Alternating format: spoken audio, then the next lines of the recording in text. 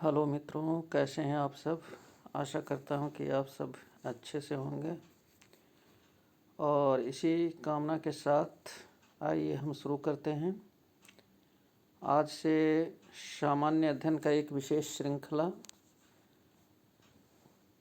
भारतीय राज्य व्यवस्था और स्थानीय स्वशासन और भारतीय संविधान। ये एक महत्वपूर्ण पाठ होता है किसी भी कॉम्पिटिटिव एग्ज़ाम के लिए। तो इस के अंतर्गत भारतीय राज्य व्यवस्था या इंडियन पॉलिटी के अंतर्गत हम लोग भारतीय संविधान का सबसे पहले अध्ययन करेंगे। तो भारत का जो संविधान था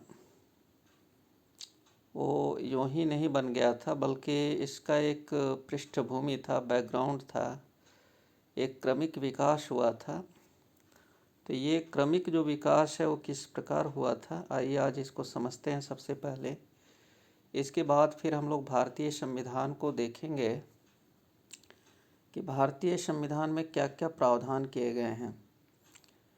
तो भारत में संवैधानिक विकास ऐसा नहीं है कि एक बैक हो गया, वो एक लंबी प्रक्रिया चली, क्रमिक जो है धीरे धीरे विकास हुआ और तब जाकर के आज का संविधान जो है वो अपना रूप ले सका।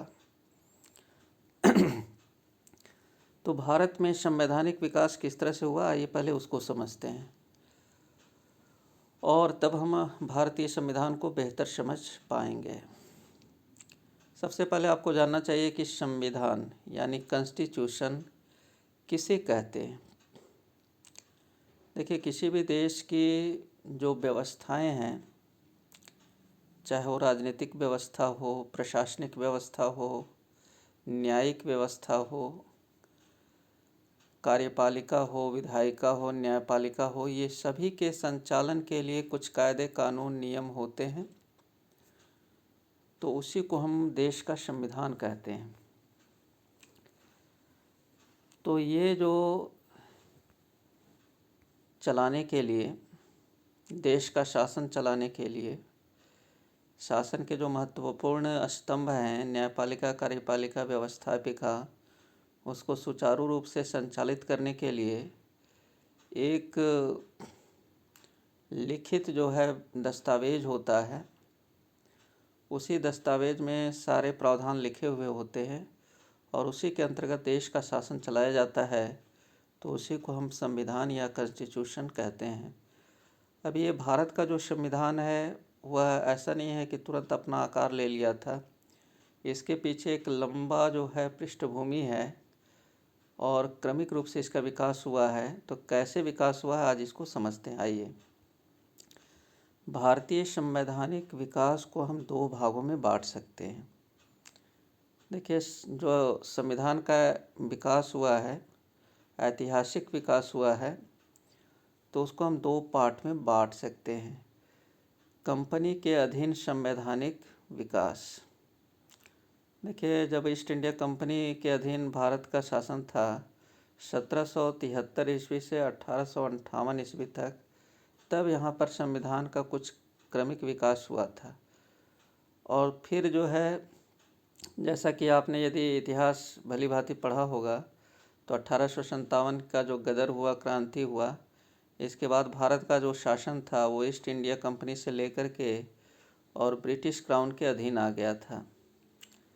तो अब ब्रिटिश क्राउन जो है यहाँ पर शासन करने लगी। तो 1858 से आज़ादी तक, 1947 तक ब्रिटिश क्राउन के अधीन हमारा शासन रहा। तो उस दौरान जो है, उस दरमियान जो है, भारत में किस तरह से संविधान का क्रमिक विकास हुआ, ये दो भाग हैं संविधान के विकास के और दोनों के बारे में हम लोग जानेंगे। 1600 ईस्वी का राजलेख। इसमें राजलेख में क्या था? ईस्ट इंडिया कंपनी की स्थापना ईस्ट देशों में व्यापार करने के लिए की गई। देखिए, 1600 ईस्वी में ब्रिटेन में जो है ईस्ट इंडिया कंपनी की स्थापना हुई थी, है ना। जो ब्रिटेन के पूर्वी देश थे, है ना, वहाँ पर व्यापार करने के लिए। महारानी एलिजाबेथ फर्स्ट ने कंपनी को 15 वर्षों के लिए व्यापार का अधिकार दिया था। देखिए, जो ईस्ट इंडिया कंपनी भारत आई थी, उसको एलिजाबेथ फर्स्ट, वहाँ की जो महारानी थी, क्वीन थी, उसने 15 साल के लिए व्यापार का अधिकार दिया था उसको। तो देखिए, ये यहीं से जो है क्रमिक शासन की रूपरेखा जो है शुरू हो गई है। कंपनी के प्रशासन को चलाने के लिए, अब देखिए कंपनी बनी तो उसका प्रशासन होगा तो उसको चलाने के लिए एक काउंसिल बनाई गई। अब उस काउंसिल में एक गवर्नर था और 24 जो है मेंबर थे उसके, कुल मिलाकर संख्या 25 थी। तो इस तरह से एक रूप लेने लगा शासन का, है ना, शासन व्यवस्था का। ये 1600 ईस्वी का जो राजलेख था, चार्टर था, ये ब्रिटेन का, क्राउन का, तो उसमें ये उल्लेख है। इसके बाद 1726 ईस्वी का जो राजलेख आता है, चार्टर आता है, तो उसमें कलकत्ता, बम्बई, मद्रास प्रेसिडेंसियों के गवर्नर एवं उनकी परिषद को विधि बनाने की शक्ति दी गई। पहले ये शक्ति इंग्लैंड के निदेशक बोर्ड में निहित थी। देखिए, 1726 ईस्वी का जो चार्टर आया ब्रिटेन का, तो उसमें कलकत्ता, जिसका नाम अब कोलकाता हो चुका है, बम्बई, जिसका नाम अब मुंबई हो चुका है, मद्रास, जिसका नाम अब चेन्नई हो चुका है, तो उस समय वहाँ पर जो है प्रेसिडेंसियों के गवर्नर, उस मतलब क्षेत्राधिकार के जो गवर्नर थे एवं उनकी जो परिषद थी, उसको विधि बनाने की शक्ति दी गई। देखिए, इन प्रेसिडेंसियों में एक गवर्नर थे और उन सभी गवर्नरों को और उनकी जो काउंसिल थी, तो उस काउंसिल में देखिए, काउंसिल को विधि बनाने की, लॉ बनाने की शक्ति दी गई कि आप कोई भी मामले पर अपना कानून बना सकते हैं, है ना। पहले ये शक्ति जो है इंग्लैंड के ही डायरेक्टर बोर्ड था वहाँ पर, उसको प्राप्त था, लेकिन बाद में ये जो पावर था वो गवर्नर को ट्रांसफ़र कर दिया गया। पहले ये ब्रिटेन में बोर्ड था, निदेशक बोर्ड, वह जो है लॉ बनाती थी कंपनी के लिए, लेकिन अब ये कंपनी के लिए लॉ बनाने का कार्य जो है वो दे दिया गया गवर्नर को। प्रेसिडेंसियों के जो गवर्नर थे उनको दे दिया गया। चलिए अब आगे देखते हैं। कलकत्ता में उच्चतम न्यायालय की स्थापना के प्रावधान किए गए। 1774 में सुप्रीम कोर्ट की स्थापना हुई। देखिए, अब यहाँ से क्रमिक जो है संविधान का विकास जो है होना शुरू हुआ। ये हालांकि कंपनी का संविधान था। तो यहाँ ये सारे देखिए, सुप्रीम कोर्ट उस समय स्थापित न होता तो संविधान में सुप्रीम कोर्ट का प्रावधान कैसे आता। तो ये पहले से ही सब विकास हो चुका था और उन्हीं तथ्यों के आलोक में जो है संविधान में इसकी व्यवस्था की गई। कलकत्ता में जो है सुप्रीम कोर्ट की स्थापना का प्रावधान किया गया था और 1774 ईस्वी में एससी की स्थापना हुई थी। देखिए, जो अभी हम लोग पढ़ रहे थे 1726 का राजलेख चार्टर, उसी में जो है सुप्रीम कोर्ट का प्रावधान किया गया था 1726 के चार्टर में, और उसी के आलोक में 1774 में सुप्रीम कोर्ट की स्थापना जो है कोलकाता में की गई। उस समय कलकत्ता था। अच्छा, उसमें जो सदस्य थे उच्चतम न्यायालय के सुप्रीम कोर्ट के, उसमें 4 सदस्य थे। सर एलिजा इम्पे मुख्य न्यायाधीश थे। देखिए, उस समय जो थे, जो सुप्रीम कोर्ट कलकत्ता में बनी, तो उसमें 4 सदस्य थे, 4 न्यायमूर्ति थे, न्यायाधीश थे, और मुख्य जो न्यायाधीश थे उनका नाम था सर एलिजा इम्पे। तो ये मोस्ट इम्पॉर्टेंट क्वेश्चन हो जाता है इसमें आपका एग्जामिनेशन के व्यू से कि कलकत्ता में सुप्रीम कोर्ट की स्थापना कब हुई थी। 1774 ईस्वी में। 1774 में जो सुप्रीम कोर्ट की स्थापना हुई कलकत्ता में, उसके मुख्य न्यायाधीश कौन थे? Sir Elijah Impey. और जो सुप्रीम कोर्ट बना उसमें कितने सदस्य थे, कितने मुख्य न्यायाधीश थे? तो मुख्य न्यायाधीश 1 थे और सदस्य 4 थे। और सुप्रीम कोर्ट का प्रावधान जो है कब किया गया था? तो ये 1726 ईस्वी के राजलेख में, चार्टर में। चलिए अब अन्य तथ्यों पर भी हम गौर करते हैं। हेस्टिंग इम्पे ने अधिकारों का दुरुपयोग किया। नंद कुमार, चेत सिंह, घसीटी बेगम ने विरोध किया। इस कारण 1700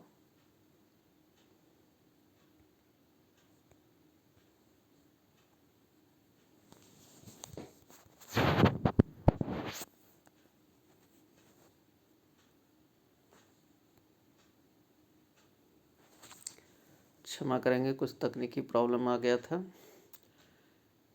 देखिए, इसलिए 1704 में इन तीनों को फांसी दे दी गई।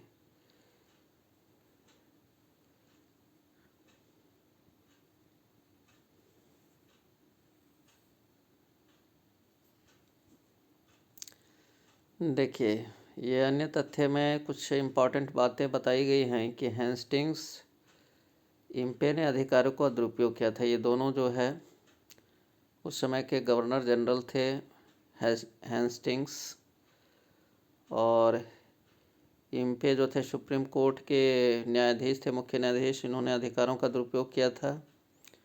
नंद कुमार, चेत सिंह, घसीटी बेगम ने विरोध किया, है ना, और इस कारण से इनको फांसी की सज़ा जो है ये इसी सुप्रीम कोर्ट के द्वारा दे दी गई थी।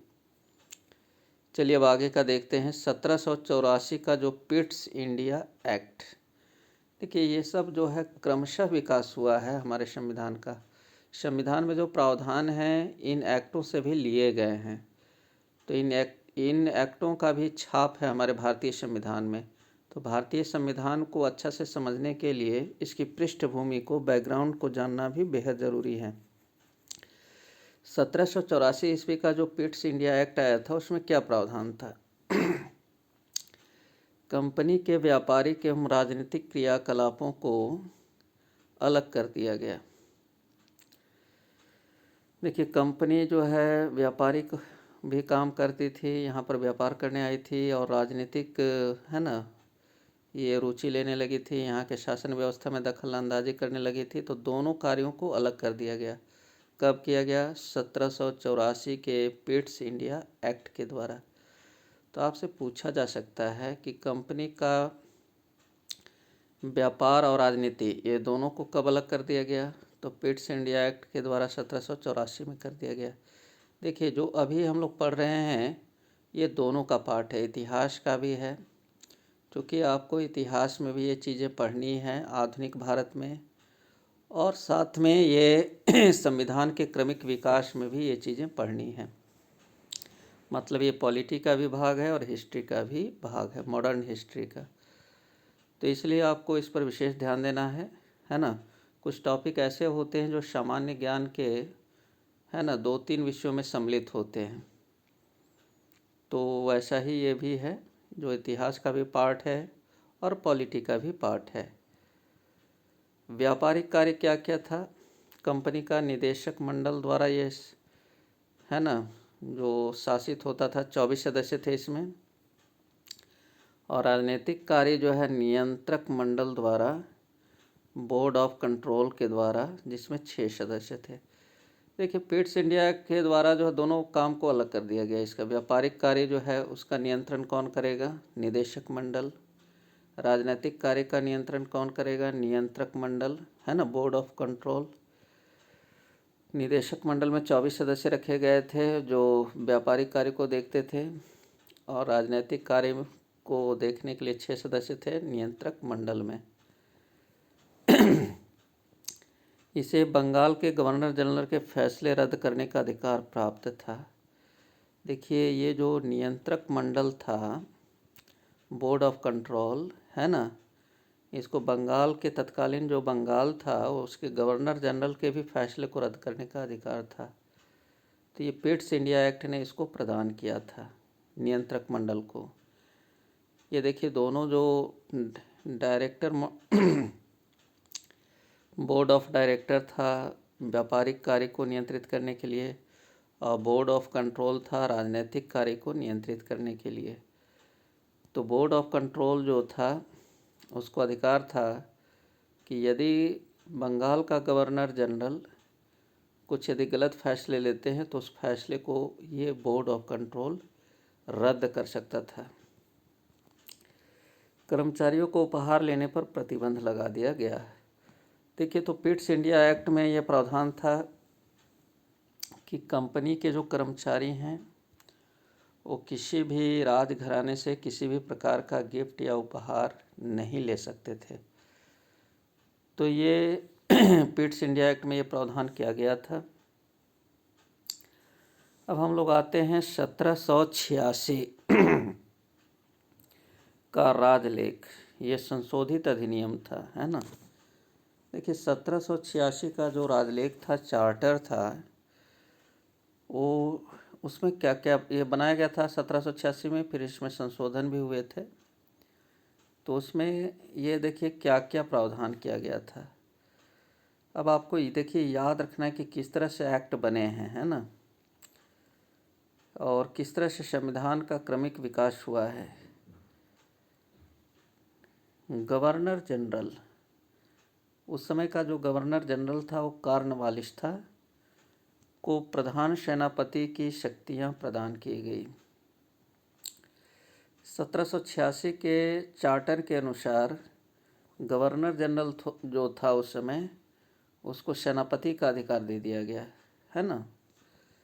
फिर जो है गवर्नर जनरल को विशेष परिस्थितियों में अपनी परिषद के निर्णय को निरस्त करने का अधिकार भी दिया गया। तो देखिए मोस्ट इम्पॉर्टेंट हो जाता है कि सेनापति, प्रधान सेनापति का अधिकार जो है किस चार्टर के द्वारा दिया गया, 1786 के द्वारा। और गवर्नर जनरल को विशेष परिस्थिति में अपनी काउंसिल के जो निर्णय है, ये गवर्नर जनरल को असिस्ट करने के लिए, सहायता करने के लिए एक काउंसिल बनाई गई थी। अब वो काउंसिल जो है डिसीजन देता था, वही गवर्नर जनरल करता था, है ना। तो काउंसिल के निर्णय को भी वो रद्द कर सकता था, है ना। तो ये रद्द करने की शक्ति जो है 1786 के चार्टर के द्वारा दी गई थी गवर्नर जनरल को।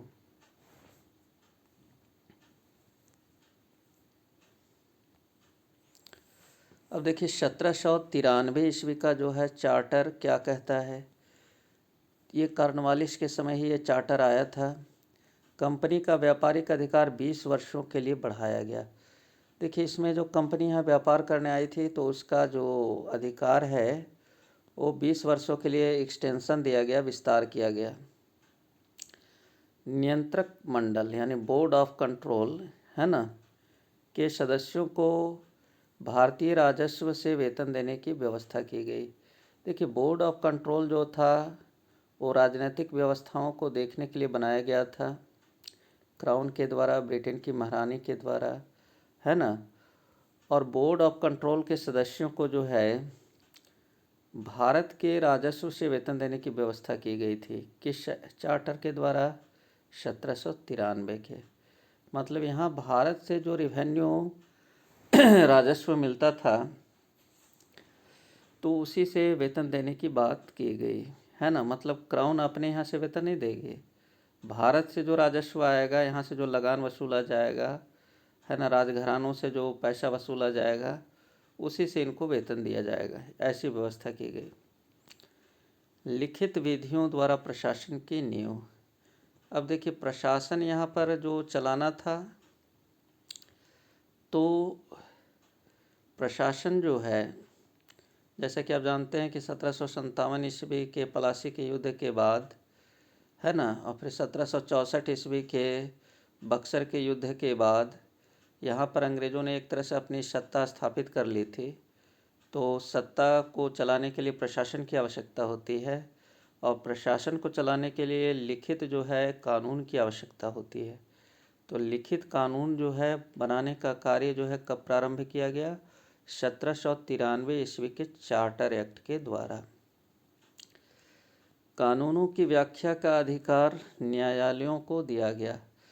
अब देखिए, जब कोई भी कानून बनता है तो कानून का सही व्याख्या करना और उसके अनुसार जो है सो निर्णय देना, डिसीजन देना, ये अधिकार न्यायालयों को दिया गया है ना। कब दिया गया? 1793 ईस्वी के चार्टर एक्ट के द्वारा। देखिए, जब कोई भी कानून बन जाता है तो कानून के शब्दों के जो जाल होते हैं उसके अनुसार जो है लोग उसका अलग अलग व्याख्या करने लगते हैं। तो उसकी सही व्याख्या का अधिकार जो है न्यायालय को, कोर्ट को दिया गया। और ये अधिकार अभी भी जो है हमारे सुप्रीम कोर्ट को मिला हुआ है। और राष्ट्रपति जो है किसी भी विधि का कोई भी तथ्य यदि जिसमें अस्पष्टता नहीं रहती है तो उस पर वो सुप्रीम कोर्ट से राय ले सकते हैं। तो देखिए, ये सब जो प्रावधान है कि राष्ट्रपति जो है किसी भी विधि पर, विधि के तथ्यों पर जो है वो ले सकते हैं, है ना, सलाह कर सकते हैं, परामर्श कर सकते हैं, परामर्श मांग सकते हैं सुप्रीम कोर्ट से। तो इसकी नींव यहीं रख दी गई थी 1793 ईस्वी के चार्टर एक्ट में। और यहीं से जो प्रावधान है वो हमारे भारतीय संविधान में लिए गए हैं।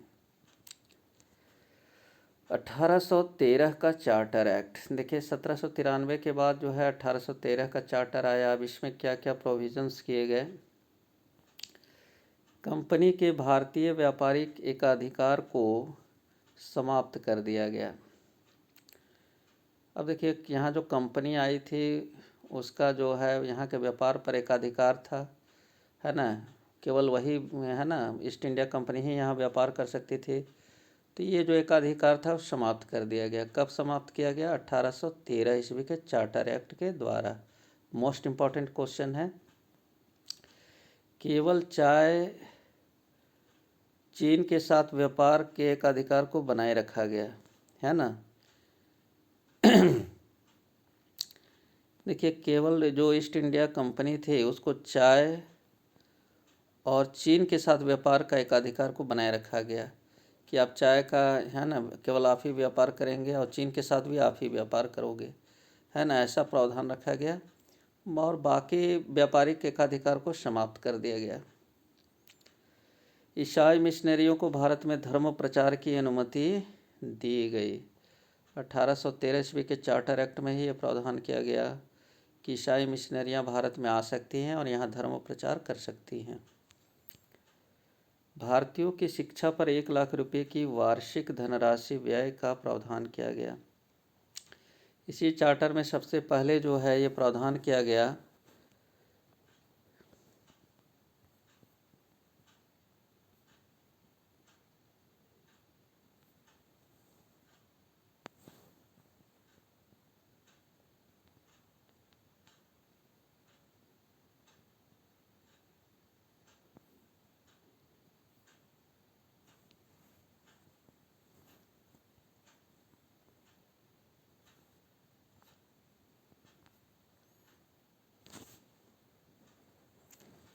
क्षमा करेंगे, थोड़ा सा पेज जो है इधर उधर हो गया था। तो देखिए, 1813 ईस्वी के चार्टर एक्ट में यह प्रावधान किया गया था कि भारतीयों की शिक्षा पर 1 लाख रुपए की वार्षिक धनराशि व्यय की जाएगी। तो ये 1813 में ही सबसे पहले शिक्षा पर खर्च किया गया, 1 लाख रुपए का प्रावधान किया गया। स्थानीय स्वायत्तशासी संस्थाओं को करारोपण की शक्ति दी गई थी। देखिए, जो स्थानीय स्वायत्तशासी शासन यहाँ पर था, है ना, जिसमें ये ग्राम पंचायत, नगर पालिका, ये सब आते हैं, तो उसके लिए जो है उसको अधिकार दिया गया कि तुम टैक्सेशन कर सकते हो, लोगों से कर ले सकते हो। तो ये सब आज भी व्यवस्थाएं हैं और ये सब व्यवस्थाएं कहीं ना कहीं जो है सो इन्हीं एक्टों से लिए गए हैं। गवर्नर जनरल के कानून पर ब्रिटिश संसद में अनुमति लेना अनिवार्य कर दिया गया। देखिए, गवर्नर जनरल यदि कोई भी अपनी काउंसिल में कानून बनाता है तो कानून ऐसे लागू नहीं होगा, बल्कि उसके लिए पार्लियामेंट, ब्रिटिश, उस समय तो यहाँ पार्लियामेंट थी नहीं, हम तो गुलाम थे, तो जो ब्रिटिश का पार्लियामेंट था वहाँ अनुमति लेना अनिवार्य कर दिया गया कि गवर्नर जनरल कोई भी डिसीजन लेगा तो अपने से लागू नहीं करेगा, बल्कि उस कानून को पारित कराएगा ब्रिटिश संसद से। यदि पारित हो जाएगा तभी वो भारत पर लागू होगा। देखिए, कुछ महत्वपूर्ण तथ्य दिए हुए हैं कि 21 अप्रैल 1793 से ही ICS भारतीय नागरिक सेवा की स्थापना की गई। देखिए, 1793 ईस्वी में इंडियन सिविल सर्विसेज की स्थापना की गई थी, जिसको अब हम लोग IAS बोलते हैं, IAS, इंडियन एडमिनिस्ट्रेटिव सर्विस। उस समय इसको ब्रिटेन काल में ब्रिटिश शासन जब था हमारे यहाँ, तो उसको इंडियन सिविल सर्विसेज बोला जाता था। तो इसकी नींव 1793 में रखी गई थी। देखिए, तो शासन व्यवस्था की नींव यहीं से रखी गई थी। ICS का जनक लॉर्ड कॉर्नवालिस को माना जाता है। देखिए, द मोस्ट इम्पॉर्टेंट क्वेश्चन कि ICS का जनक किसको माना जाता है? लॉर्ड कॉर्नवालिस को, चूँकि उसी ने जो है ICS शुरू किया था। कब किया था? 21 अप्रैल 1793 ईस्वी को। और इसीलिए आपको जानना चाहिए कि हर साल 21 अप्रैल को नागरिक सेवा दिवस के रूप में मनाया जाता है। ये मोस्ट इम्पॉर्टेंट क्वेश्चन है कि सिविल सर्विस डे किस दिन मनाया जाता है? तो ये 21 अप्रैल को मनाया जाता है हर वर्ष। जितने भी प्रशासनिक अधिकारी होते हैं वो 21 अप्रैल को सिविल सर्विसेज डे मनाते हैं। तो आज हम यहीं तक रखते हैं और वीडियो को ज़्यादा लंबा ना करते हुए आज यहीं समाप्त करते हैं अपनी बात, और मिलते हैं कल के नए एपिसोड में। हम इसके आगे फिर देखेंगे कि हमारे देश में संविधान का क्रमिक विकास किस प्रकार से हुआ है। चलिए, धैर्यपूर्वक आज का ये एपिसोड देखने के लिए आप सभी को बहुत बहुत धन्यवाद। यदि आपको मेरा ये एपिसोड अच्छा लगा हो तो आप इसे अपने मित्रों के बीच शेयर करें और लाइक करें, और मेरे चैनल को सब्सक्राइब कर लें ताकि आप इसे निरंतर हमेशा देखते रहें, है ना, और इससे लाभान्वित होते रहें। चलिए, मिलते हैं नेक्स्ट एपिसोड में। तब तक के लिए सभी को धन्यवाद।